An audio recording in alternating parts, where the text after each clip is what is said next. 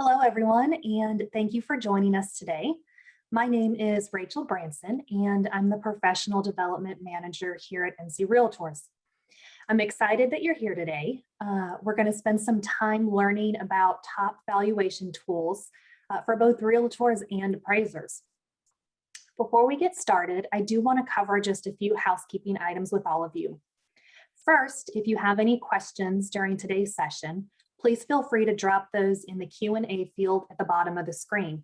Our speakers are watching that throughout the entire session and will get back with you as quickly as they can to answer those questions for you.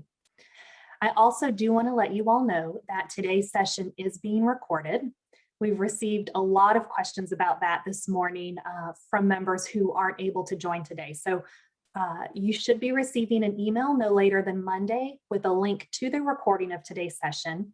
Please feel free to forward that to any of your coworkers or other realtors in the industry who have asked about it.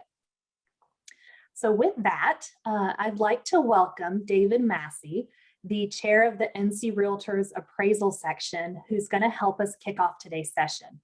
David, thank you so much for joining us today. I'm going to go ahead and pass everything over to you. Great. Thank you, Rachel.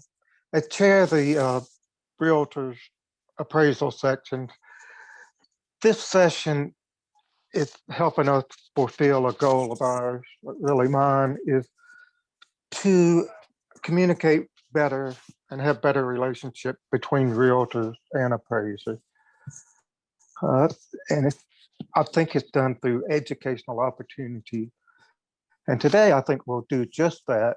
This timely session that the Realtor Property Resource, or RPR, has brought us. We're so glad to have over 500 of you joining us today. We know just how important it is for you to have tools and resources to accurately pinpoint property value, especially with many of our rural and hard to price property. Today, we're joined by two experts from RPR who are going to demonstrate for us just how to do that. So I'd like to welcome Joe Teeter and Katie Gleball, training managers at RPR. Joe and Katie, thank you so much for joining us today. I'm going to let both of you take it from here. Thank you so much, David. If you guys have any questions throughout this webinar, like Rachel said, please go ahead and use the chat box. Katie is going to help me with questions throughout the webinar today. I am going to turn off my video so that you're not watching me, that you're watching the screen. Let me go ahead and stop that. All right, so again, thank you so much for joining us today for the top RPR valuation tools for realtors and appraisers. And let's go ahead and get started. So let me give you a little background on what is RPR. RPR is Realtors Property Resource. It is NAR's technology company. We are a wholly owned subsidiary corporation of the National Association of Realtors. This is a national database of parcel-centric property information. We have over 166 million properties in our database. So every property in the United States, including Alaska and Hawaii. And then we add in on top of that over 350 different data sets, all streamed into one location for you to use. It is exclusively for realtors. You must be a member of NAR in order to have access to it at no additional charge. This is a member benefit. But because of that, the consumer, the public, does not have access to anything in RPR. The only way they would get access would be through a report that you would generate and send out to them. So today what we're going to do is we're going to talk a little bit about how to search and research properties for comps, how to analyze neighborhood sales trends, and then we're going to create two different types of CMAs. We're going to create a CMA that's typically done by realtors, which generates a seller's report. And then we're also going to go in and generate a sales comparison analysis and evaluation workbook, which is very similar to what an appraiser would use when they do an appraisal. And then we're going to cover what a trade area report is and all of the information that you have available in there to help evaluate your neighborhood. So let's talk about two terms. There's two terms that you normally see out there. One is an AVM, which is an automated valuation model. It is an estimate that's calculated using only the public available information. Now, this is a computer-driven estimate of value. So it's using public data. And then it also includes the information on the subject property and then comparables to arrive at that value. Assessment offices have used this method for years. Lenders use it, especially when they're wanting to remove the PMI or evaluate homes for HELOC or second mortgages. And then consumers have access to a lot of AVMs out there on the market. Probably one of the most popular that everybody's familiar with, of course, is Zillow. Now we have the RVM, which is the Realtors valuation model. This is an estimate that's calculated using that public available information also, but we're adding in all of your MLS active, sold, and off-market data. So we're combining the two databases together, which gives the highest accuracy of any valuation product out there on the market. Now, one caveat though, AVM and RVM valuations can be flawed for a variety of reasons. We don't know if it's an arm's length transaction, where the seller and the buyer are related to each other, or if there's any seller concessions, which can also keep them from being completely accurate. So that's where the realtor comes into play, and you can get that information to the appraisers so that they're aware of this information as well. So as realtors, we need to work with the appraisers to give them the most accurate information that we can from our sellers. All right, so let's go into RPR and let's take a look. Here is our new platform. If you haven't been in recently, since February 24th when we launched this is our new look. Navigation bar up here at the top will help in your search. And then we've got our location bar and all of our filters, shortcuts, my markets. And you can see I've got Chapel Hill already in here, but you can see all of the activity in this area. And then you can see on the map, so you can put all of those in, and then you can access your listing properties, searches, and so on. So there's a lot of great information on here, but I really want to get to the meat of what we are here today to do. So I have selected a property that I have found that is out in a rural area in actually Chapel Hill. So I'm going to go ahead and I'm going to type in the property. So it's 211 Bear Tree Creek. And that is in Chapel Hill. Oops. And that zip code is 27517. And I'm going to go ahead and hit return.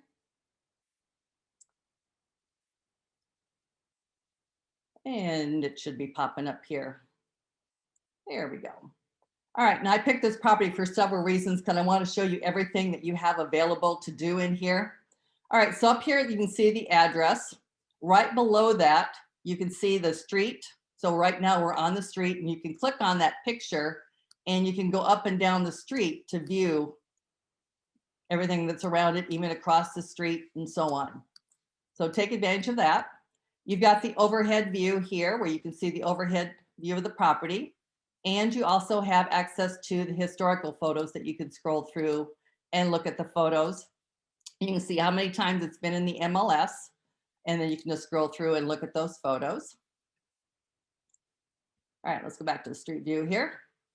This picture here, which is the street view, that's the picture that's going to show up on the cover page of your reports.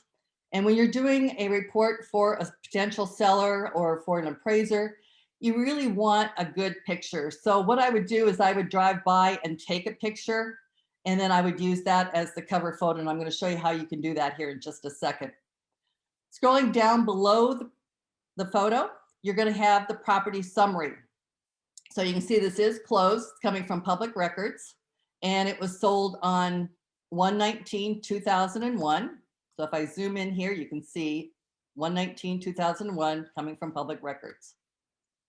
Right below that, you've got the RVM. Now, if you click on the RVM, it's going to give you all of the properties or some of the properties that were used to generate that RVM or Realtors valuation model.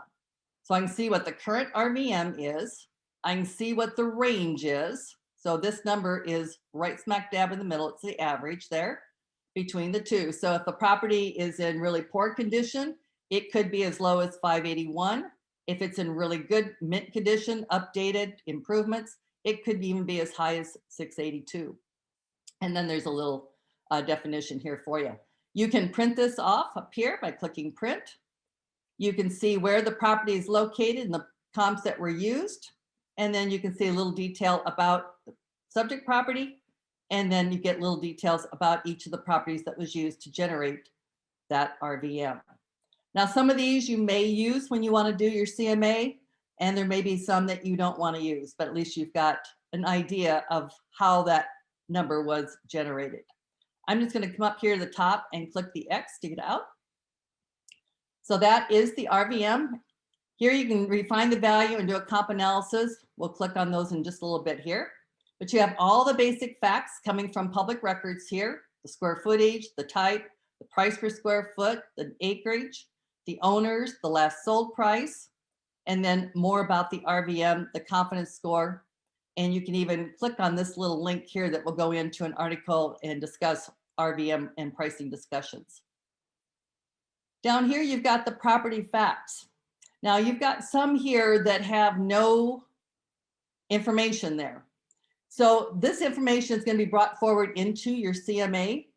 So in searching possible records here, like the historical records over here, if you're not familiar with the property, the historical records is a great place to go. So if you come down here and you click on compare historical records, you're going to see what the previous listings were. So I can see now it's a 5-bedroom, 4-bath, 3,865 square feet. However, this one says it's got 3,805 square feet. So there's a little discrepancy there, but you can scroll through and you can look at what the list price was, what the AVM was at that time. You can also click the down arrow and go back and look at other listings too, to kind of get a feel for what kind of upgrades they've done. So as I scroll down here, you can see the photos. You can see the verbiage or the public remarks that the listing agent put in. You can see the price change history comparison. And then you can see the property facts here as you scroll down, and you can see if anything has changed from one to the other. You got the listing details. You can go back in and look at those listing IDs in your MLS. You've got all the room details. And then you've got the interior features, exterior features, interior details, even who the listing agents were, all the way down to location details, miscellaneous, a lot of information in here. And I have a tendency when I'm getting ready to list a property, I'll spend a little time going back and forth between previous listings just to kind of get a feel for what's been happening with the property over time. I'm gonna go ahead and X out. All right, so now that I know that it's got 5 bedrooms and 4 bathrooms, I'm gonna come up here and I'm gonna type in 5 and then total baths 4. And then I'm gonna come down here to the bottom and click save. So now I just saved that information and it's going to be brought forward into your CMA. Now you see we do have a lot of features in here. Based on your area of the country, you can always add your own features as well. So if I click on add another row, you can see we've got quite a few features already in here, but you can add your own as you get properties. So here, if I wanted to, if I knew that they had added solar panels, this is one that I've added. I can just click on solar panels and it adds it right in here. And then I go, yes, 5 panels. So I can put in all of that information. Now, this information stays in your account. No one else is going to see this information until you print off a report and send it out to them. So that's one way that you can do it. Now, if I click on add another row, I can always come up here and put in my own. So let's say they did a partial fence. So I'm going to put in partial fence backyard. Okay. And now if I just hit enter or return, you can see that that has entered. And then I could put in whatever information that I want to put in that box. Okay. So there's several different ways that you can add. Let me go ahead and click on this again. If you click over here on edit custom facts, you can see all of the ones that you have added, and you can see the number of properties that you have added it to. So start creating your own custom facts for your area by putting in the different features that are not included. If you go ahead and click on that X, that just means you're going to be taking panels off of all 4 of the properties that you have it on. So just be aware that when you X out one, it exit out from everyone that's on that list. All right, I'm just going to hit cancel. All right, so that is, I'm going to hit cancel there. That's how you can add another row. Here's a place for notes. I like to always add notes whenever I hear from the homeowner. I like to put in notes. Let's say they updated the kitchen in March 2020, spent $25K. And then you could even go into more detail and put in exactly what they did. All right, but right below that, you can include that in your reports if you want. There are times when there are things that you don't want anybody else to know about. It's just for your information only. Then you can always come back in and uncheck that box. And then that's just going to stay in your account and it will never be put into a report. So I want you to be aware of that. All right, you've got school information. You've got the interior features here, exterior features, other details, building quality here. You got location details, walkability score. Here's the homeowner's facts. Here's the legal description. Plat maps available. If it's available in your area, there may be a plat map there. You also have the tax information and you have access to the mortgage records. And then down at the bottom here, you can also see where you can scroll and go back and check previous ones as well. On the right-hand side, going back up, you've got a lot of great information about the neighborhood over here.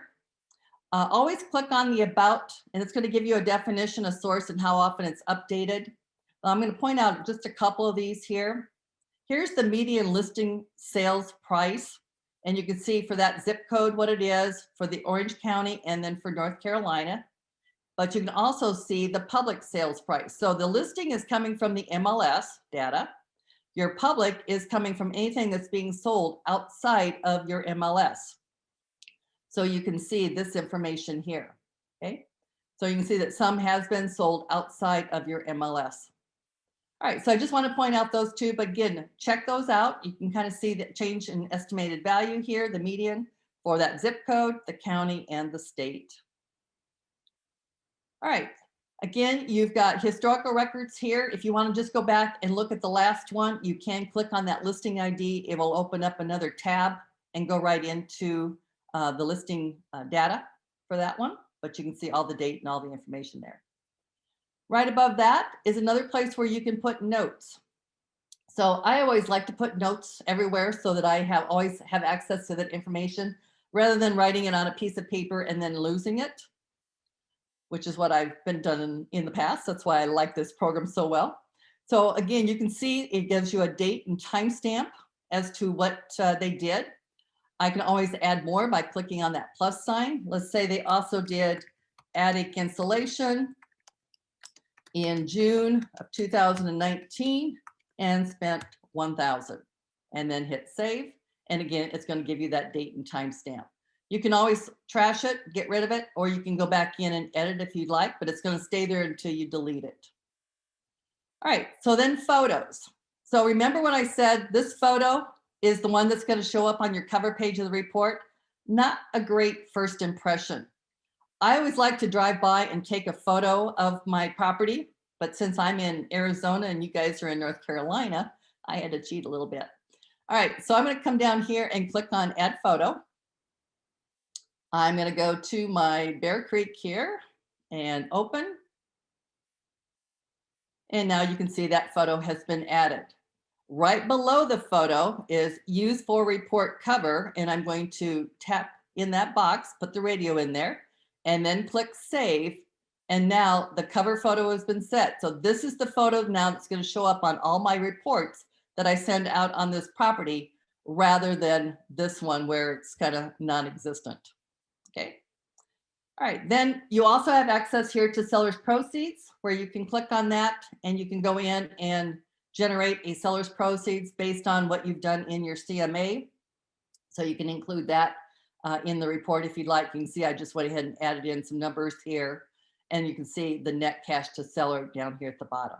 You can print that off, reset, cancel, and then also save it if you'd like. All right, so those are just some of the things you can do here. There's additional resources. You can analyze the property if it was for an investor. And then you've got the map. So up here at the top, you've got the interactive map. So if I click on that, this is where I can learn a little bit more about the area here. So I can see my property right now, my subject property. I can click on any one of the other icons and I can see off market, who the owners are, and I can click on full details to go in and look at all the details about the property. So I can explore anything around. I also see one over here that's currently on the market, that's active in land.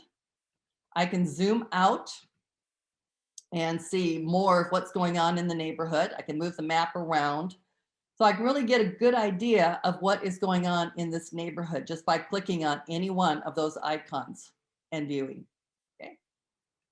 The other thing that you can do from here is I always like to go down here to the data layers. And this is the same as the heat maps in the old system. So if I click on data layers, some of the things I like to take a look at here is the 12 months change in estimated value. So I would click on that, click apply, and now I can see where my properties are located, but now I can see all of the colors. Down in the lower right-hand corner here, if you click on more, you get the scale here. So those properties that are in the dark blue, that's where the values are going up and there's a lot of activity. And where you see the red or the pink, values are going down and maybe fewer sales in those areas as well. So this gives you your little scale here. Go ahead and less. Another one I always like to take a look at too, maybe concentration of distressed properties. That might be another one that you want to take a look at and see. There's not a whole lot going on in this area. So you can see that that's a good thing. Again, you've got your scale down here. Another one you might want to take a look at maybe is flood zones. You know, since this one is close to Jordan Lake, maybe I want to kind of zoom in and see how this one is going to affect the flooding for this area here where my property is located. And you can zoom in quite a ways before it sort of disappear. But you can see we're kind of in the clear here. The flooding doesn't quite go up quite as far. So you can really learn a lot just by looking at the different data layers. Here's the average sales price, average list price to sales price. So take advantage of all these different layers up here. I'm going to hit clear in the upper right-hand corner. You can kind of see the elevations in this area. And I left those on purposely. If you go over here to view, I'm on the terrain here. Road is the default, which kind of flattens everything out. So if you're not familiar with this area, clicking on terrain, it's kind of fun, but you can see all of the little hills and valleys here as you're looking around. All right.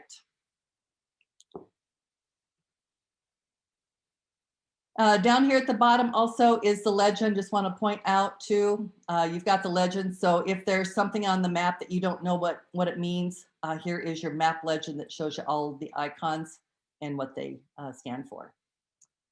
Okay, so now I've got a little bit better idea of what's going on. I'm going to X out at the top here. Over on the history tab is going to give you a lot of information as to actions that have been taken against that homeowner. So such things as notice of default, sales activity, listing reductions, refinance, mortgage can all be in here. There's not a whole lot happening with this particular one, but you also have the opportunity to change the years out to see if anything has happened. So here you can see that the assessed value, and when you hover over it, it does give you a value. However, today it's not helping. My mouse is not helping me. There you go. So you can see what the assessed value was at that point in time. Here's your tax information. Again, I can scroll through and look at the different taxes going back quite a ways. Here's the mortgage records. This might be an indication if it's going to be an arm's length transaction or anything like that, or if they took out like in this case, a credit line revolving back in 2011 for $52,600. And then they also had a conventional loan for 417. So there's a lot of things that you can learn just by going through these different tabs. Again, you can learn about the neighborhood again, as well as the historical photos there. On the charts tab, this will really paint a vivid picture. They're easy to understand charts. And again, always click on the about this data to give you that definition source and how often it's updated so that you can really better understand what you are looking at, because there is so much data in here. You can hover over and get the data. You can see how that populates this area here. And then you can always come down here and uncheck what you don't want to see. So if I just want to look at these three here, then I can hover over and get the data. You've got the median estimated home value versus median list price. And if I want to go back just a year and find out what's going on, I can do that as well. You've got the median sales price versus sales volume. So again, hover over, get the data. And then you'll have to scroll back up to get the data, or kind of shrink your screen a little bit in order to get both on the same screen there. Okay. All right, then you've got the median list price versus listing volume. And then here's the listing inventory. So there's 180 in this area for sale. On listing inventory, 11 condos, 1 multifamily, 95 lot and land. And then you can see the inventory of distressed properties. Here's the median sales price by square foot. Always shows you what this house is. So my subject property has a square footage, and you can see what the value is, and then the comps in the area and what that value is. Here's your price per square foot of homes sold for this house versus the comps in the area. And then here's your price per bedrooms. But it just really gives you a good idea. So when you're going to pick your own comps then and price the property, this gives you a better idea of what's going on in this area when you look at these different charts. So take advantage of that and use that about data to get the information on each one. All right, before we go into the refined value tab and the CMA, I want to just point out the neighborhood. I'm not going to go through each one of these tabs because my computer is so slow today. I want to really spend more time on the CMAs rather than this area, but there's a lot of valuable information in this area. On the summary tab, as you can see here, you've got the median estimated home value. You've got the median sales price versus sales volume. So take advantage again of looking at this information. One thing I want to point out, here's the population of adults by age group. So you can see the largest age group in this area is the 35 to 54 age range. So those are the ones that you would be targeting for possibly buying this home. So again, take advantage of each one of those. On the housing tab there, you've got housing facts and stats. You've got the median listing price versus listing volume. You've got the price range of homes sold, and it shows you which group has the most in that age rate or that range. So take a look at that. On the people tab, it gives you the population for the area, the household income brackets, the occupational categories in that area. Under economy, it gives you the median household income, which could come in handy also when you're looking to price a property to sell, if it needs to sell quickly. If the people in that area can't afford that high of a priced house, that may be taken into consideration. And then the quality of life, things in here would be the Superfund sites, brownfield sites, if those are important in the area. Take a look at those. That's where that is located under the quality of life. All right, I'm going to hit the back arrow. So we can go back to my property here.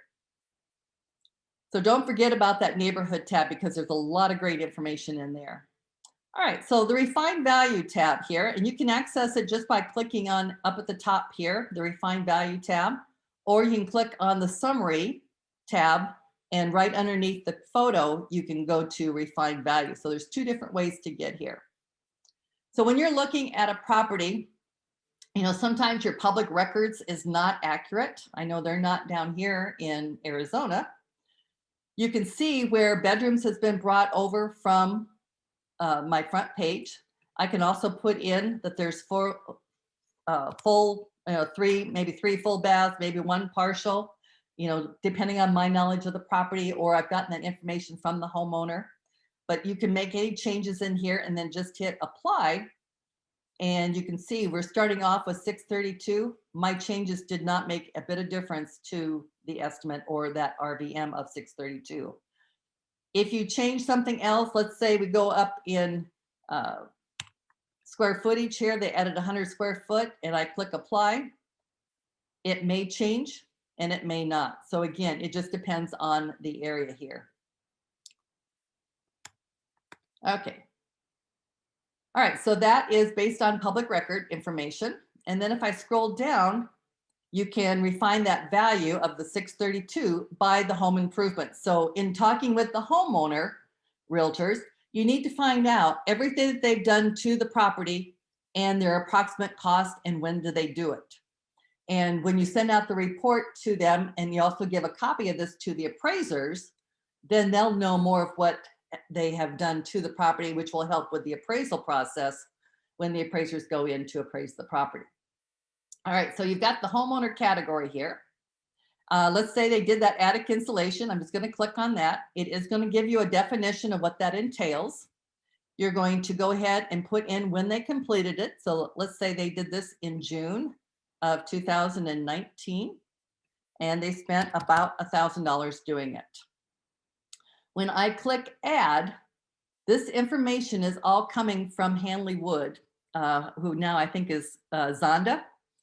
And based on the region of the country this property is located, they will come up and give you a value. So again, you can click on the about and it's going to give you that definition. So Hanley Wood is a source for housing development, market data, and produces home improvement data annually at the regional level.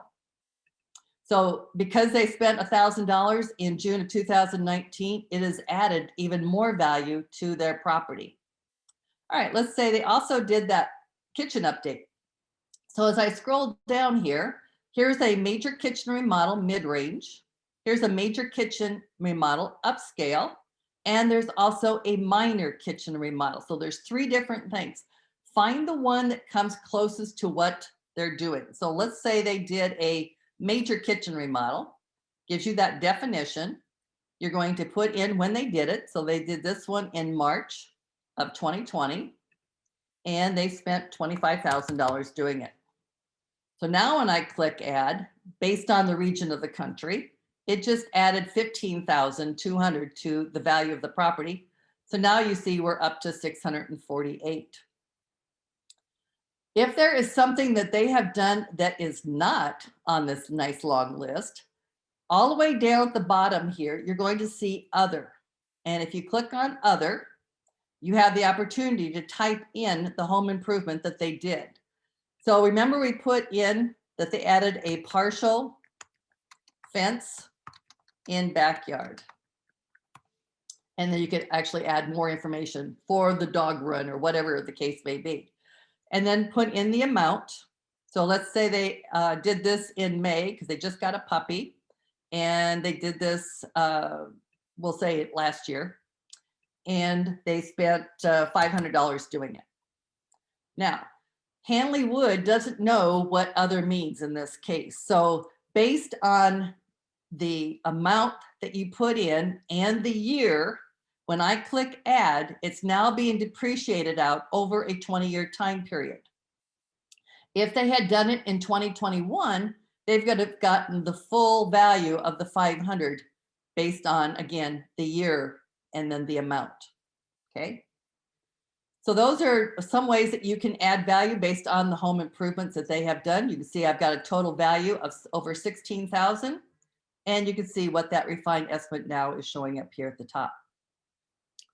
The next one is the needed improvement. So let's say maybe you did a walkthrough prior to doing a CMA, and you've noted everything that needs to be done. So let's say, for instance, they need to repaint all rooms in lower level. And it's going to cost them about $1,500 to do it. Okay. When I click add, that cost is now going to be subtracted from this estimate up here. So you can see now that just took me down to 647 because it was up to 648. Okay. So again, put everything in that they need to do. Let's say they also maybe need to update the guest bath. And it's going to cost them $500 to do that. So everything that you keep adding is going to keep subtracting from their value, and their house value is going to go down and down. When you're meeting with your clients, if you say, you know, if you would go ahead and repaint all the rooms right now and update that guest bath, then we could go ahead and take that off and it will add more value to the property. We can ask more. Then it's more ready for the new buyers. And lots of times they will go in and do that. All right, so that's another way. The fourth way that you can refine that value is based on the market and home conditions.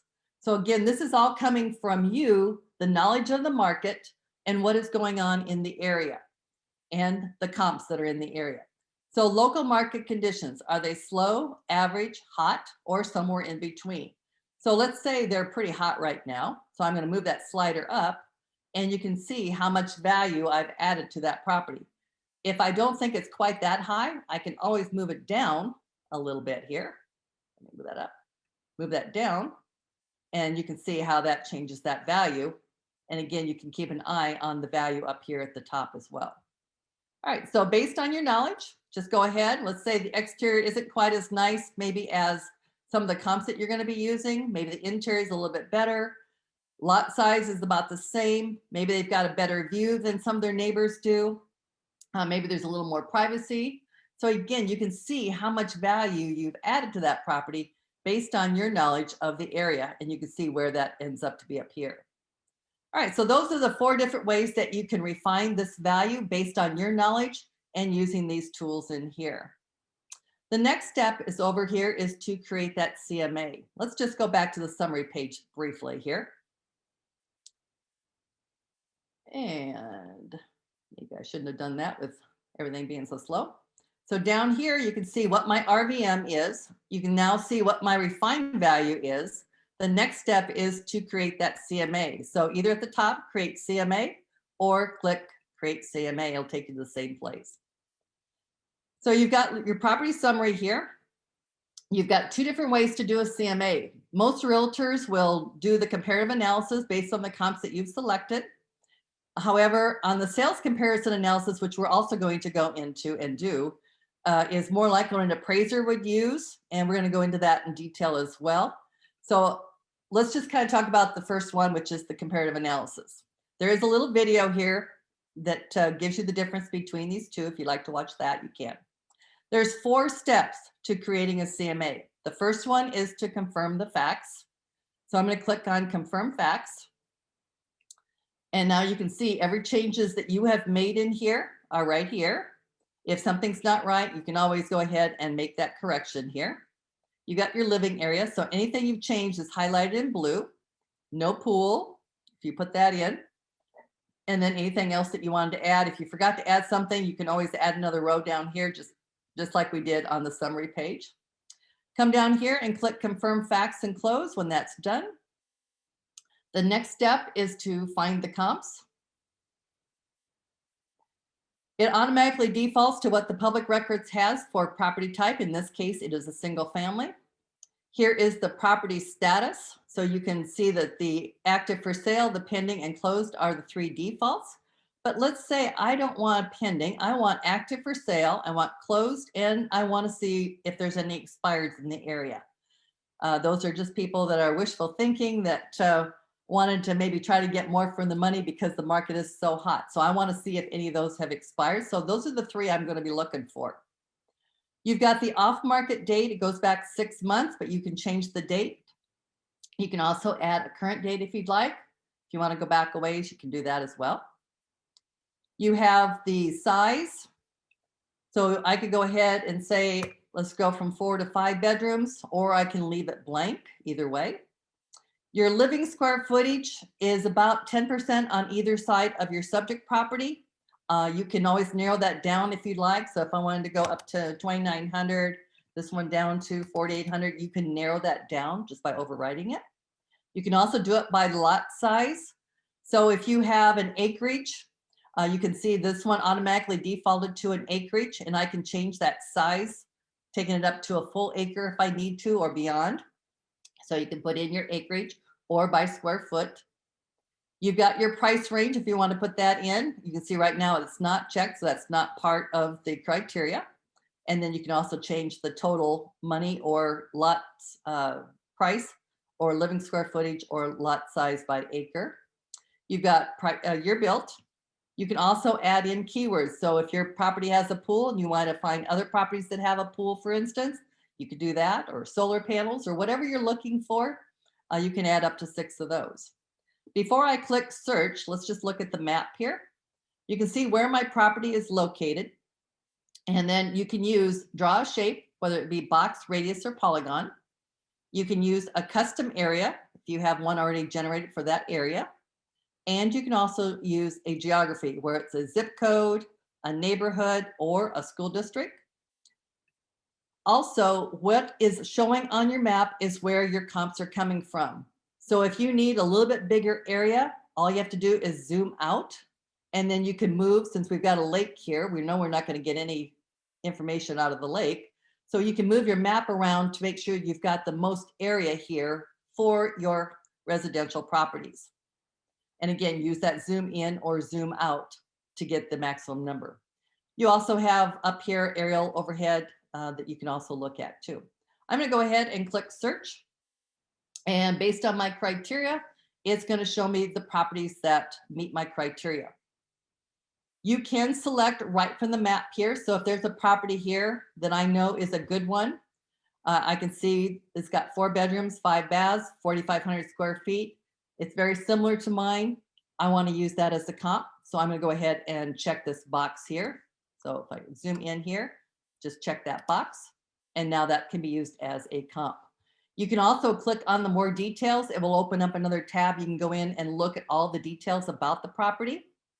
I'm going to go ahead and X out there and zoom back out. And you can see if I scroll down, that property now is right here. So you can select right from the map just by clicking on any of those properties. Here's one that is currently active. Here's another one up here that's closed. So again, if this is another one I want to use, just click on it. And now that one is going to be down here in my list as well. So that's one way. You can also see that I've got 20 properties that I found that have been found for comps. You can sort by any one of these columns up here. Right now, proximity, but you can sort the other direction as well, depending on which way you want to go. So you can sort either direction.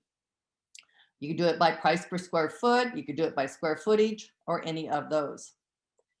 Anything that has the star, that just means that was one of the properties that was used to generate the RVM for this property of the 632. Let's say we also want this property. So you can go ahead and select anything that you feel is a good comp based on your knowledge of the area. This one's right down the street, so I definitely wanted to use that. You can click on this property if I want to take a look at all of the details to make sure that this truly is a good comp. It opens up another tab up here at the top so that you can go in and preview everything that this agent has put in and see if that truly is a good comp. You can also click on the details too, and it's just going to give you a little more details about the property. But scroll through, look at the properties. You can see the close date. You can see the price per square foot, the square foot, property square footage. But then just go ahead and select the properties that you think would be good comps. I'm just going to go ahead and select a few of these here. As I scroll down, here's another one that we selected. Here's another one, might not be a good one here, a couple of new properties here. But if you have any other statuses, those are going to be down here as well. So let's say we want to use this one as well. And that's probably the only one here since the rest are new properties here. All right, so I've got my properties selected here. Obviously, you take a little more time than what I'm doing today, but now you can see all the properties that I have selected. You can always remove right from the comps if you like, if you decide that you don't want to use that one. You can see the range up here at the top. And so when I click update valuation and close, it's going to give me the average of those comps. All right, and once it gives me that average, we can move on. Again, if you guys have any questions, I know Katie's been busy typing, so if you guys have any other questions, go ahead and put those in. All right, so here you can see now what the average of my comps are. Now I can come down here and click adjust comps. And so up here at the top, you can see I've got 6 comps. I can hit the next and it'll go and show me the rest. If there's one that you decide that you don't want, you can always go ahead and delete by clicking on that X. So let's say I want to delete this one here, decided that's not really a good comp, so I can just hit that X, and now I'm down to 5. And as soon as you do, it will change the value of your property based on the ones that you have selected. All right, let's go back here. You can also put them in whatever order that you'd like. So let's say I want this one on Bear Creek to be right next to mine. So I'm going to go up here and change that down to the first. And so it's going to be right next to my subject property. You can look at the bigger photos here and scroll through. Just keep in mind that whatever photo you leave it on is what's going to show up on your report. You can also choose which listing record that you want. If you have done a CMA on any of these properties, I went in and did one on this one just to show you. You can use, since this one closed back on 10/1/2020, that's kind of, you know, a while ago. And if the market's been as busy as it has been most places, I went back in and did a CMA on it, and I can click on that and it's going to show me what that current value is based on the current CMA that I just did. So now it shows my analysis date, and now I can use that if I'd like. Or I can go back to that listing record and use that one. So again, you have a choice. If you've done a CMA, you can use it. You have historical listing details, which tells you how many times it's been in the pending or withdrawn or active on each one. So that could get an indication as to what's going on in the neighborhood. You've got, how does this property compare? So how does this property compare to mine? Maybe this one's similar. Maybe this one's just a little bit better than mine. Maybe this one isn't quite as nice as mine. So again, you have total control based on your knowledge. You don't have to use this, but you can see how much value added based on which direction you move that slider. And then if you have other properties, make sure you go over there and do the same thing as well. All right, then you also have a map that shows you where your properties are located in relationship to each other. You get that side-by-side comparison. And then coming on down, you've got a place for reports as well, or that you can include reports and include notes. So typically when I'm doing a CMA for my sellers, I will put in some text here that says, why did I move the sliders, the direction? So I tell them a little bit more about the properties that I've used for comps. All right, so you can see what my total adjustment is. I'm going to click Update Valuation and close. And now you can see the result. I'm going to go ahead and hit Edit. And I typically don't give my clients a number like that. You can go, okay, let's list it for 640,000, or you could do a range. Finish. 640. I'm finished. I'm done. Okay. Someone's talking. 640 to 670. And then you just hit save, and then that's what's going to show up in your report. So you can either do a recommended price or you can do a range. The last step is to create a report. It is going to default to the seller's report. You can always click on the view sample. This has got 81 pages in there. If you use everything in there, you can slide through and look at the pages, see which ones you want. If you click on that little plus sign though, you're going to be able to see all of your pages. So keep in mind that you can add your own custom pages in here. And then these are all the pages that can be included in your report. Hover over that little information bubble and it's going to give you a picture of what that page looks like, and then you can decide if you want to include it or not. Lots of times I won't include the historical photos. I kind of keep mine down to about 30 to 35 pages rather than the full 81, just to kind of keep it down so it's more manageable. But again, pick and choose what you want. If you don't want to include mortgages, sometimes I do or not. It just depends on whether it's something I need to talk to them about. Coming on down here a little further, you've got your market activity and all these different statuses. It's a side-by-side comparison, and then you can see what those are. I'm going to go ahead and just show you the one here. And if you do select any of these, then come down here to this section here where it says limit market activity, either to 4 or 8 properties. And then you have the choice of either just doing the side-by-side comparison or an individual page on each one, or you can do both. And I chose to show you both. You can also have your recommended pricing strategy, your seller's proceeds, your notes and photos can be in there as well. If you're not, just uncheck that box. You do also have a place here where you can suppress. So if you don't want them to see the RVM or AVM for the property or for the comps, you can suppress that by placing a check mark in both those boxes. You can also suppress the refined value. So if they put more into their property than what it's actually worth, you may not want to show them as well. And so then you could suppress that information. The next step then is to personalize it. I always like to go in and put in their names and then send it out to them prior to me going, put a little note here, and then choose my delivery method, and then just click Run Report. All right, so when you click on the report here, you can see now it's being generated. This is what that report looks like. So here's that photo rather than the one that Google did. All of your contact information is in here, your extra pages. You also have the refined value. Obviously, I used different comps than I did this time. And then you have your range, but it has all of that information that I showed you in RPR. Here is your market conditions, how much value added or taken away based on where you move that slider. Here's their home improvements, their needed improvements. And then it goes into a lot of the charts and graphs, mortgage records. Here's their sales and financing activity. And then it goes into a lot of the data layers and shows the estimated home values in this area. A lot of the charts and graphs. Always read through the report before you go to an appointment so that you understand what each one is saying, so that when you get questions on it, you're going to be able to answer it professionally. Let me scroll down. Here's your comps map, shows your property and then the comps that you used.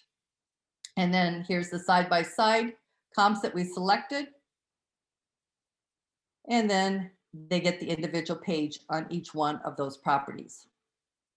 So it really gives them a lot of great information on the comps that you've selected, and you can discuss each one. I did use that one, okay. Here's your recent market activity here for this area. Breaks it down by the different statuses across the top and the different categories on the left-hand side. Here's that market activity for active, side by side, and then they get that individual page if you selected both. All right. And then down here at the bottom, you've got your recommended pricing strategy, your sold price comparison, your refined value analysis, your details, and then any other information. Here's that seller's proceeds if you filled that out. And then if you added any property photos or notes, those are also included in the report. So a lot of great information in here. This one is 36 pages long that I've included in here. All right, let's go back and let's do the other CMA. All right, so I'm gonna go back to Bear Creek here. So I'm using my little breadcrumbs here, my navigational breadcrumbs. I'm going back to my property. And if I scroll down, you can see now my comp analysis. So let's go ahead and edit comps. And this time I'm going to go ahead and do the sales comparison analysis. Now, if you are a licensed appraiser, you can go ahead and put in your state, enter your license number, and then just click OK. If you are a realtor and you want to use this, it's okay as well. All you have to do is just skip this step. Now, as a realtor, I would use this if I have a unique home or a custom home, or maybe it's out in the middle of nowhere and there just aren't enough comps and I have to go out beyond my 1 mile or 2 mile radius to find good comps for this property. Then this is the CMA that you probably want to use. All right, so again, I go here to confirm the facts. So same steps. You can see all of the ones that you have already changed in here. But you also have a lot more features. So as I scroll down, I've got a lot more features that I can go ahead and identify and make changes, like the quality of construction, if I know what it is, the condition, so on. And I can also come down here and add another row if I need to. All right, so I'm just going to go ahead and click confirm facts and close. The next step is to find the comps. Now, if you've already got comps, all you have to do is hit yes, and it will bring them right on. I'll just go ahead and do that just for time's sake here. It's going to bring over the comps that you've already selected. Now you can always go back in here and edit. And if you want to select more than that, then you can go ahead and select those. I'll just hit search here. And if I want to select some other properties, I can do that right from here. Just go ahead and select, and then go ahead and update valuation and close. So you can easily go back and access your list. So then the next step is to adjust the comps. So here you can again put them in whatever order that you like. You can delete whichever ones you don't want by hitting that X. You can choose which record that you want to use, or the comparative analysis. So you've got that option here as well. You can look at the photos. You can see where they are in relationship to each other. You can also see all the historical listing details, just like you can before.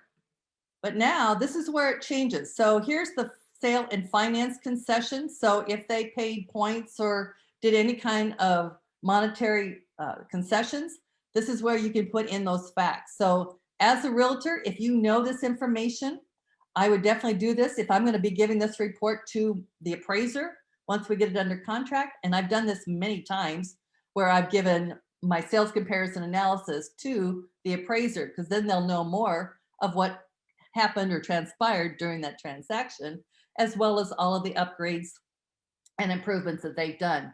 And so it's made a big difference on a lot of my appraisals that I've done over the years, just by using this particular CMA. All right, so you can see side by side all this information here. You can see that mine has 5 bedrooms. This one's got 5, but this one's only got 4. Now the values I'm using, I'm just pulling out of the air. I have no idea what the values are in your area. You'll have to talk to an appraiser, or that'd be the best, or your broker. So let's say that an extra bedroom in this area is worth $10,000. So I'm going to add $10,000 to this property to equal my subject property. Same way with this one. I'm going to add that. And then if I have others, I can always go over to the next and do the same thing. So this one's got 5, that one's got 6. So I'm going to subtract 10 on that because it's got an extra bedroom. This one I need to add because it's got 1 less. So same thing with baths. This one's got 2 extra baths. So let's say each bath is worth $5,000 in this area. So I'm going to subtract $10,000 on this one. I'm going to subtract $5,000 on this one. Whoops. This one's okay. I'm going to go ahead and go back. So again, you go through and you would adjust everything that is different. So again, I would go up here and change. This one's got minus 5,000 and so on. Then you've got living square footage. This is where you can also make a difference, or even lot size if you know what the value is. So let's say it's $100 a square foot in this area. This one's got 500 square feet more. So I'm going to minus 50,000. This one's got 70,000, so minus 70,000. So again, I would use my calculator obviously to get a little more accurate. Maybe this is a little bit more. So again, use the values that you have where you can go ahead and subtract or add based so that all of your comps are equal to your subject property. Same thing with lot size down here, garage. So you can add any values to any of these fields that you have in here. And if you need to add more rows, again, you have that option down here as well. All right, so now down at the bottom here, I can add notes in, but I can also now take a look at my results. So down here at the bottom, you can see what the result is of 650, 974. But if I click on edit, I can now see all of my properties. And because they are weighted equally, I can see they all equal up to 100%, but I can see how the system weighted based on the amount of additions or subtractions that I did up here above. So now when I click on that edit again, let's say I really don't want the for sale properties to have any value. So I could come in here and give those both 0 value. All right, and now you see I'm down to 68. The other thing that you can do also, and you have to have 100% in order to move on, but the other thing is that was weighted equally. You can also do the auto weight. So based on everything that you have done above, you can auto weight it and then you can see what that is. So again, if I want to go ahead and give my listed property 0, now I have to figure out where am I going to put the other 18% there. So let's say I want to give this one up to 20%. I want to give this one 15%. Now I've got 10. So let's go ahead and give this one 20 and give this one 23. Oops. All right. And now I still need 4 more. So let me go ahead and add that to 21, at 22. And now I'm at 100%. So again, that has to equal 100% in order for you to go on, but you can see what the difference is based on your knowledge on how each property compares to your subject. So all I have to do now is click apply and close, and you can see how it's been weighted. Come down and click update valuation and close. And I see we're at the top of the hour already, and I haven't even gotten to the trade area report. Click on report, same thing as before, only this time it's going to go into your valuation workbook here, 74 pages. Click on that plus, and you can see all of the pages that can be included in this report as well. This one has a lot more. Let me show you what this looks like here. So here's that valuation workbook. Here is the picture, and it's going to be very similar at the beginning here. As it was in the seller's report, but you can see we've got all of the different features here now have been added. Here's the extended home facts, historical photos, which I didn't mean to put in there, but I did. All right, here is the property history, sales and financing. Here are the aerial maps, bird's eye map, floodplain. Here are your comparable analysis summary. And then scrolling on down, here's your comps and your adjustments. So you're going to see the adjustments on each one, whether you added or subtracted, broken down side by side, your net adjustment and gross adjustments on every one of your properties here. And then you're going to see an individual page on each of the properties. So it shows what the close price, the adjusted price, the net adjustment, and the gross adjustment on each one. And then the pictures so they can compare. All right, let me scroll down a little further. So that's on each of the properties here. Hopefully I'm not making you too sick, but I want to get down to the meat here. All right, so here, on local market conditions, whoops. Local market conditions, this shows you the trend, what's going on in this area over the last 7 to 12 months, 4 to 6 months, and 3 months. On the absorption rate, so we've got a 7-month absorption rate here. Right now it's 1.33 for the last 3 months. So this will make a difference when you're getting ready to price that property. You can see that it keeps going down. You can see the total number of actives. You can see the number of sales, the month's supply. So we've got just a little over 3.5 months of supply there. So this is a great information and talking point if somebody really wants to low ball or high ball or whatever you want to do, with the property based on the market there. Okay. All right, scrolling on down, again, you can include similar sized properties here. Again, it shows the distressed and then the absorption rate, the months of housing supply. You can tell whether it's a buyer's market or a seller's market. And then you got all your charts and graphs here. So this really makes for a great report as well. And like this one is 56 pages long, but it gives you all the data layers here. A lot of great information for them.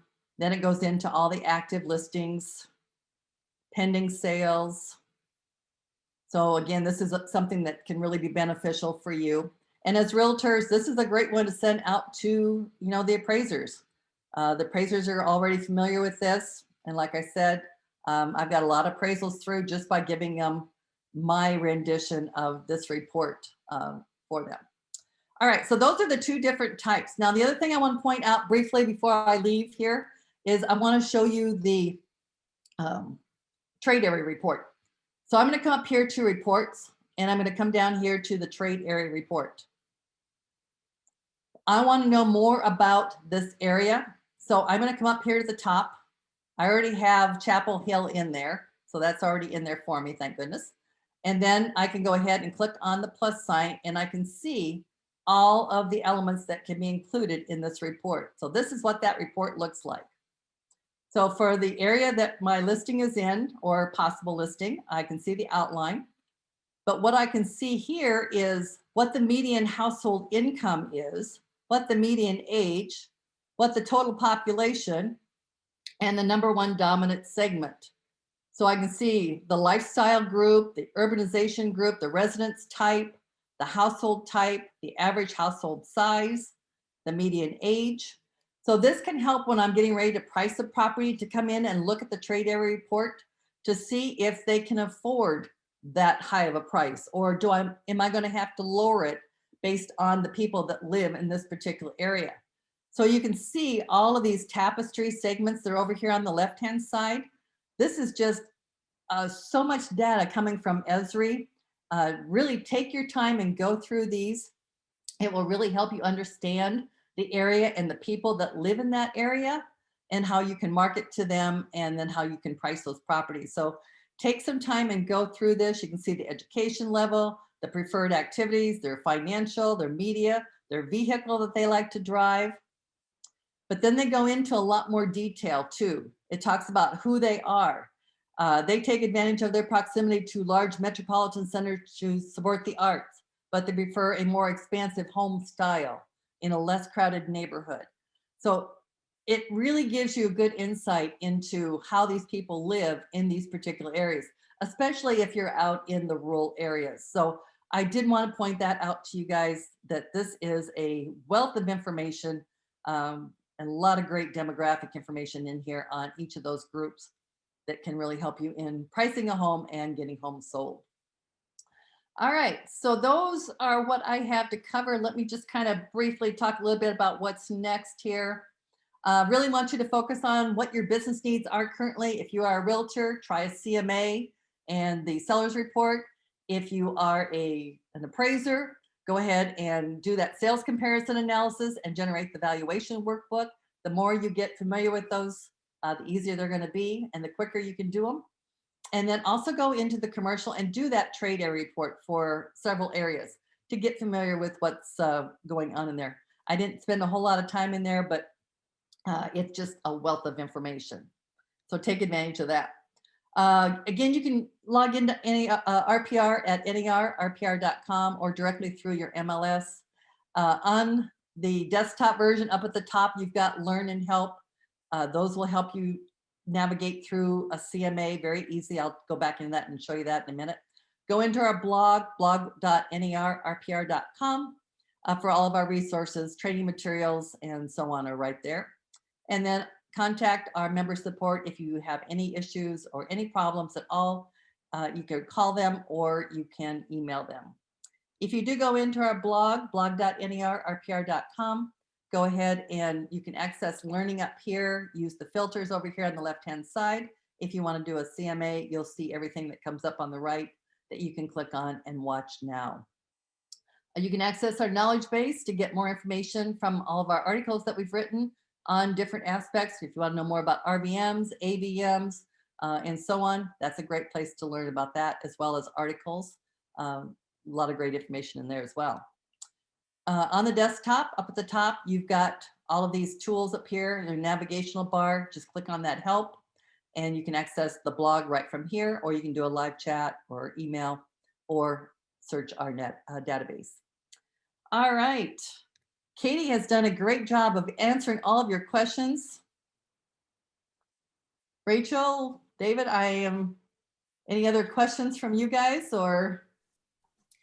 Let's see here. Let me pull my camera back up. There we go. This, Joe, was just truly incredible. I can't thank you enough for providing all of these resources to our members.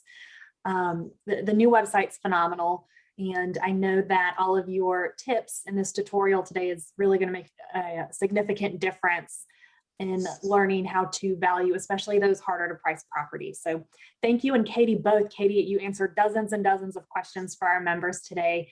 And I know that they really appreciate your advice. Well, thank you for having us. Thank you. And then David, I also want to just thank you as well for joining us.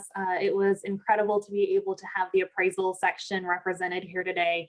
I know that those members are going to find value in this content as well. Thank you, Rachel. Wonderful. Well, Joe, Katie and David, thank you again. And just a reminder to everyone who's on live today, we did record today's session. We are going to make it available to all of you, and you should receive an email no later than Monday afternoon containing that recording that you can use to either rewatch today's training session, or feel free to forward that on to your colleagues as well for them to review. So thank you everyone for joining, and we look forward to seeing you again in the near future. Have a fabulous afternoon.